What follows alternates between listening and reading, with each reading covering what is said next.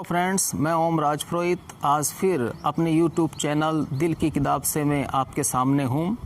दोस्तों, आज जिस टॉपिक पर मैं आपसे बात करना चाहता हूँ वो टॉपिक है, क्या रफ़ी साहब ने सच में 25,000 गाने गाए थे या नहीं गाए।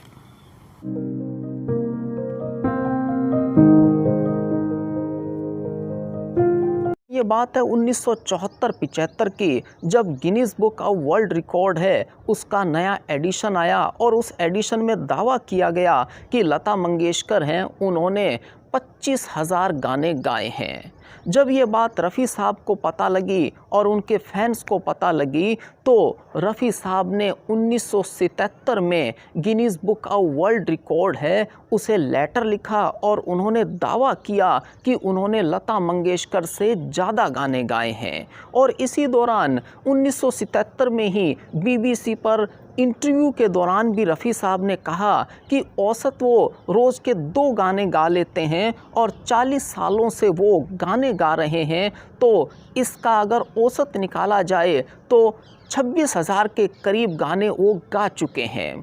दोस्तों, जब ये विवादों का दौर चल रहा था उस समय आशा भोंसले है वो इन्हें चुपचाप देख रही थी और आशा भोंसले अलर्ट हो चुकी थी। आशा भोंसले ने अपने गानों का रिकॉर्ड रखना शुरू कर दिया।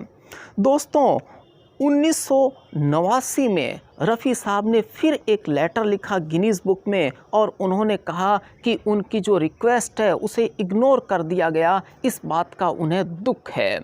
1984 में रफ़ी साहब के इंतकाल के बाद 1980 में रफ़ी साहब का इंतकाल हुआ और 1984 में गिनीज बुक का नया एडिशन आया।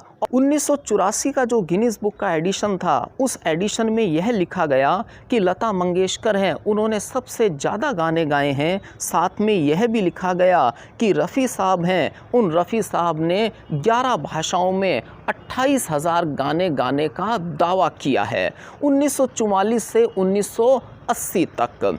इसी दौरान दोस्तों एक बुक प्रकाशित हुई जिसका नाम था गंधार सवर यात्रा और ये बुक लिखी थी विश्वास नरूकर ने और यह म्यूज़िक रिसर्चर थे। इन्होंने जब लता मंगेशकर के गानों का विश्लेषण किया तो पाया कि लता मंगेशकर ने 1945 से लेकर 1989 के बीच में केवल 5,066 गाने ही गाए थे। इस बात को सुनकर सभी को आश्चर्य लगा कि जिस लता मंगेशकर ने 1974-75 में दावा किया था 25,000 गाने गाने का, 15 साल पहले उनके गाने केवल 5,066 पर सिमट कर रह गए।